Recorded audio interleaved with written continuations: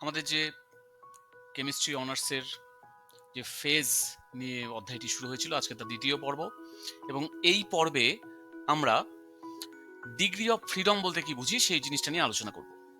Degree of freedom হলো, এখানে লিখেছি আমি, it is the number of factors such as temperature, pressure or concentration that can be varied independently without altering the number of phases of a system.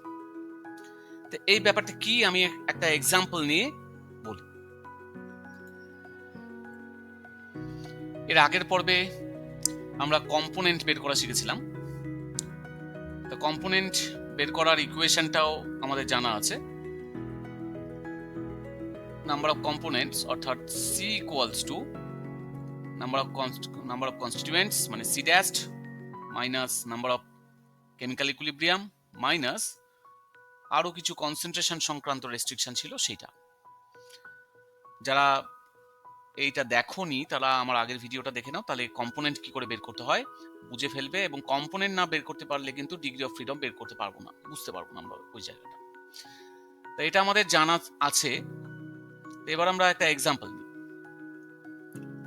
আমরা যে সিস্টেমটা নিয়ে আলোচনা করছি, এক্সাম্পল নাম্বার 2। এর আগের পর্বে আমরা এক্সাম্পল 1 দেখেছিলাম, এটা example 2।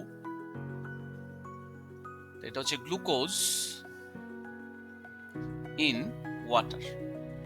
Glucose in water.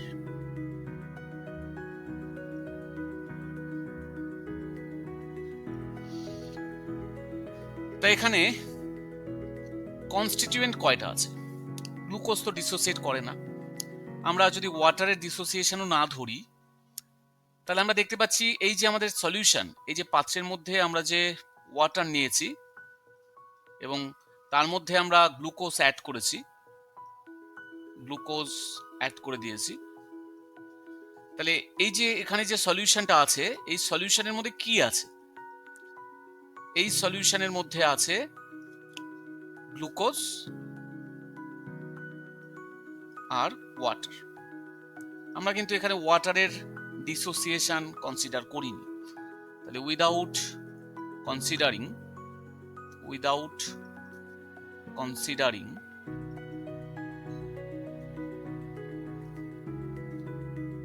the dissociation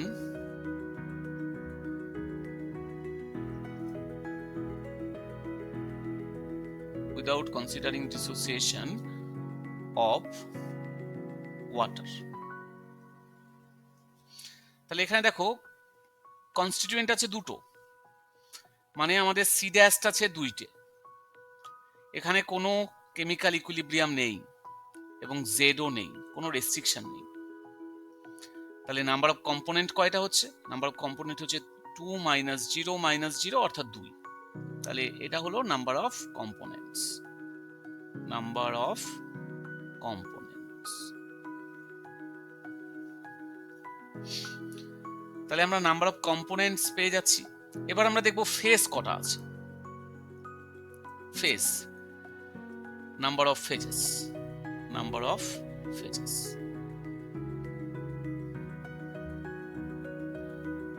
তাহলে নাম্বার অফ ফেজেসকে আমরা পি দিয়ে প্রকাশ করি। তো এটা কয়টা আছে? সলিউশন যখন তৈরি হয়ে গেছে তখন কিন্তু একটাই ফেজ আছে, একটাই ফেজ, যেহেতু গ্লুকোজ আর ওয়াটার হোমোজিনাস মিক্সচার তৈরি করছে। এবং এই যে সলিউশনটা হচ্ছে এটা লিকুইড অ্যাকোয়া সলিউশন যেহেতু, তাহলে এখানে কিন্তু একটাই ফেজ আছে। তাহলে কম্পোনেন্ট আমরা পেয়ে গেলাম 2, ফেজ আমরা পেয়ে গেলাম 1। এবার আমাদের যে ফেজ রুল আছে, সে ফেজ রুলটা কি? ফেজ রুলটা হচ্ছে F equals to C minus P plus 2। F হলো ডিগ্রি অফ ফ্রিডম। এই যে ডিগ্রি অফ ফ্রিডমকে আমরা ক্যাপিটাল এফ দিয়ে প্রকাশ করে থাকি। তাহলে এখানে আমরা কম্পোনেন্ট পেয়ে গেছি দুটো, ফেজ পেয়ে গেছি একটা। তাহলে ডিগ্রি অফ ফ্রিডম হচ্ছে 3। তো তোমাদের মনে প্রশ্ন আসতে পারে যে এই ইকুয়েশনটা কোথা থেকে আসলো? এই ইকুয়েশনটা কিন্তু ডেরিভেশন আছে তার একটা, আমরা সেই ডেরিভেশনটা পরবর্তীতে করব হয়তো। তো এখন মনে রাখো যে এটা ফেজ রুল, ফেজ রুলের একটা ইকুয়েশন। এখান থেকে আমরা number of component, number of phase বসিয়ে দিয়ে ডিগ্রি অফ ফ্রিডম বের করি। তাহলে এখানে ডিগ্রি অফ ফ্রিডম পেলাম 3। 3 মানে কি?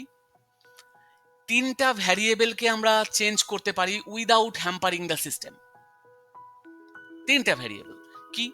আমরা টেম্পারেচার কিন্তু চেঞ্জ করতে পারি। টেম্পারেচার চেঞ্জ করলে কি সলিউশনের নেচার কিছু পাল্টে যাবে? ফেস কি চেঞ্জ হয়ে যাবে? না, একটাই ফেস থাকবে। এটা মনে করো 25 ডিগ্রিতে সলিউশন আছে, আমি যদি 5 ডিগ্রি বাড়িয়ে দিই, 30 ডিগ্রিতে সলিউশন তৈরি করি, তাহলে কি সলিউশনের নেচার পাল্টে যাবে? ফেস পাল্টে যাবে? না তো। তাহলে টেম্পারেচার একটা ফ্যাক্টর, টেম্পারেচার একটা ডিগ্রি অফ ফ্রিডম। আরো একটা আছে, তিনটে হবে, আরো দুটো আছে। তাহলে আর দুটো কি? প্রেসার। আমরা যদি সলিউশনের প্রেসারটা চেঞ্জ করে দিই, এখন মনে করো 1 এটিএম প্রেসারে আছে, 1 এটিএম প্রেসার, আমরা এই সলিউশনের প্রেসারটা চেঞ্জ করতেই পারি। 1 এটিএম থেকে 2 এটিএম করলাম, 1.5 এটিএম করলাম, তাহলে ভ্যারি করতে পারি তো। তাতে সলিউশনে কিন্তু নাম্বার অফ ফেজের কোনো চেঞ্জ আসবে না, একটাই ফেজ থাকবে। তাহলে এটাও একটা ভ্যারিয়েবল যেটাকে চেঞ্জ করা যায় উইদাউট হ্যাম্পারিং দ্য সিস্টেম। তাহলে দুটো হলো। নাম্বার 3 হচ্ছে কনসেন্ট্রেশন। কনসেন্ট্রেশনটাও কিন্তু আমাদের কাছে আননোন, তাই না? আমাদের কাছে কনসেন্ট্রেশন আননোন, প্রেসারটা তো আননোন, প্রেসারটাকে আমরা ভ্যারি করাতেই পারি, টেম্পারেচার ভ্যারি করাতেই পারি, কনসেন্ট্রেশনও কিন্তু আমাদের কাছে আননোন, আমরা কিছু ফিক্সড কনসেন্ট্রেশন নিইনি।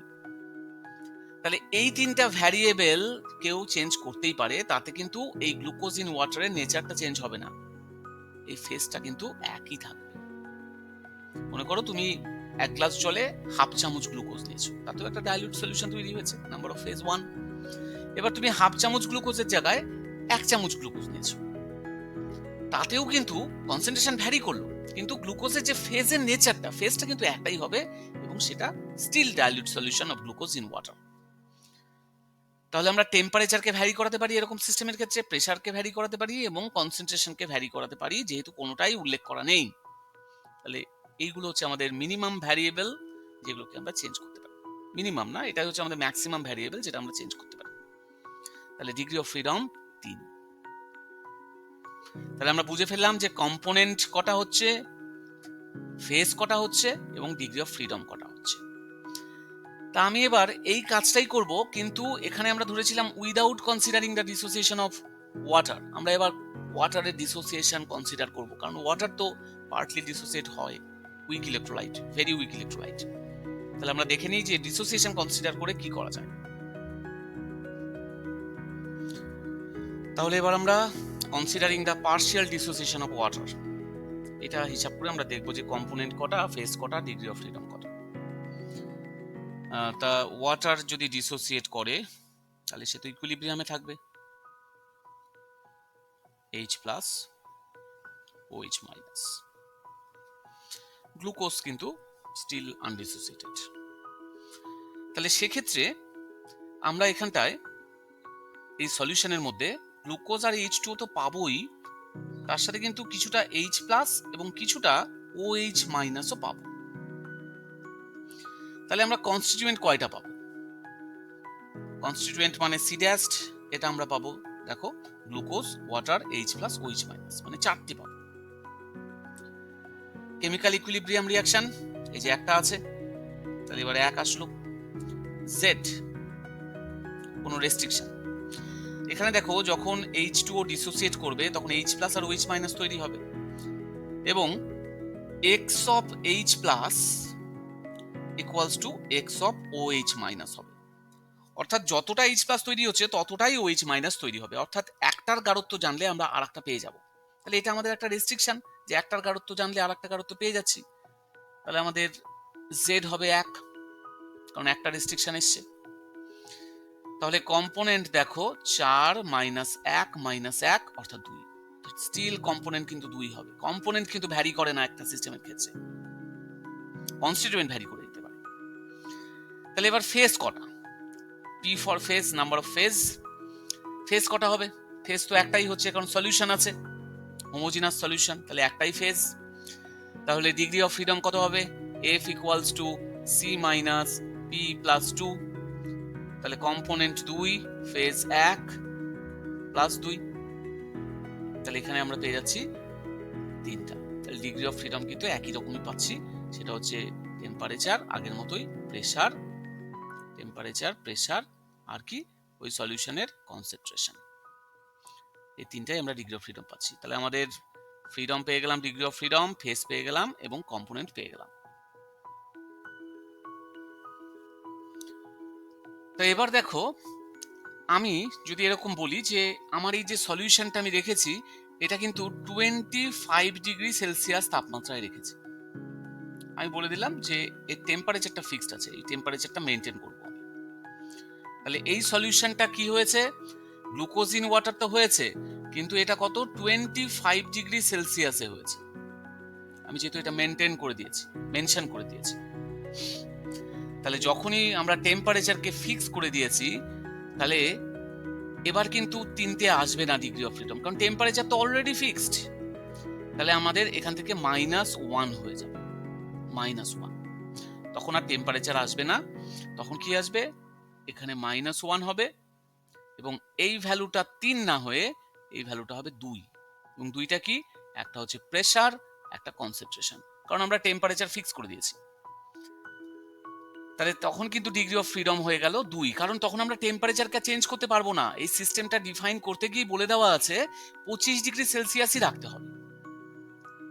সেক্ষেত্রে আমরা দুটো ডিগ্রি অফ ফ্রিডম পাবো, প্রেসার এবং কনসেন্ট্রেশনকে ভ্যারি করাতে পারবো। তো এখানে যদি আরেকটা কথা বলে দিত যে 1 atm প্রেসার, এখানে বলে দিল যে 1 atm প্রেসার রাখতে হবে। যেমন আমরা টেম্পারেচারকে ফিক্সড করে দিয়েছি, তেমনি 1 atm প্রেসারটাকেও ফিক্সড করে দিলাম। তাহলে আমাকে বললো একটা সলিউশন তৈরি করতে হবে, glucose in water at 25 degree Celsius and 1 atm pressure. তাহলে আমার কিন্তু কনসেন্ট্রেশন বাদে টেম্পারেচারও ফিক্সড, প্রেসারও ফিক্সড। সেক্ষেত্রে আমার এই যে আমি যে 1 বিয়োগ করছিলাম, এখানে কিন্তু আর 1 বিয়োগ হবে না, এখানে কত বিয়োগ হবে, এখানে এখন দুটো ফিক্সড হয়ে গেছে, অর্থাৎ এখানটায় 2 বিয়োগ হবে, 2 বিয়োগ হবে, কারণ দুটো জিনিস ফিক্সড হয়ে গেছে। সেক্ষেত্রে আমরা যে ডিগ্রি অফ ফ্রিডম পাবো সেটা কিন্তু 2 পাবো না, সেটা পাবো 1। এবং তখন আর আমরা প্রেসারও পাবো না, কারণ প্রেসারটা তখন অলরেডি ফিক্সড। শুধু কনসেন্ট্রেশনটাই আমরা ভ্যারি করাতে পারবো, সেক্ষেত্রে শুধু কনসেন্ট্রেশনকে ভ্যারি করাতে পারবো। তাহলে তখন ডিগ্রি অফ ফ্রিডম হয়ে যাবে 1। অর্থাৎ আমরা একটা ইকুয়েশন এইভাবে লিখতে পারি ডিগ্রি অফ ফ্রিডমের ক্ষেত্রে, জেনারেল ইকুয়েশন আমরা এইভাবে লিখতে পারি যে F equals to C minus P plus 2 minus কি বলতে পারি, ক্যাপিটাল আর ড্যাশড বললাম। ক্যাপিটাল আর ড্যাশড কি, এটা হচ্ছে রেস্ট্রিকশন। রেস্ট্রিকশন মানে কোনটা, কোন রেস্ট্রিকশন, ওই যে আমি যে ফিক্সড করে দিচ্ছি, ভ্যারিয়েবলকে আমি ফিক্সড করে দিচ্ছি, সেই রেস্ট্রিকশন। তাহলে এই রেস্ট্রিকশন কিন্তু আমাদেরকে হিসাব করতে হবে কত রেস্ট্রিকশন আছে। তাহলে আমাদের জেনারেল ইকুয়েশনটা এরকম হবে, F equals to C minus P plus 2 minus R। Clear ব্যাপারটা? তাহলে ডিগ্রি অফ ফ্রিডম কিন্তু আমরা বুঝতে পারছি যে এখানটায় কিরকম করে হিসাব করা হচ্ছে। তাহলে আমরা বুঝে গেলাম কম্পোনেন্ট, ফেজ এবং ডিগ্রি অফ ফ্রিডম কি করে বের করে একটা সিস্টেমের ক্ষেত্রে।